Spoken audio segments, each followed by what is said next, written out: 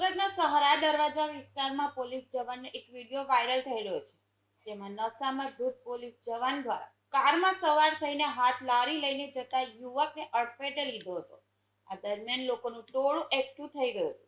Viral વિડીયોમાં police જવાન નશાની હાલતમાં જોવા મળ્યો હતો. વાયરલ વિડીયો પોલીસના ઉચ્ચ અધિકારીઓ માટે તપાસનો વિષય બન્યો છે. નશામાં ધૂત પોલીસ જવાનને લોકોને ઝડપી પાડ્યો હતો. અન્ય રાહદારીઓ સાથે પણ પોલીસ જવાનનું ગેરવર્તન સામે આવ્યું હતું.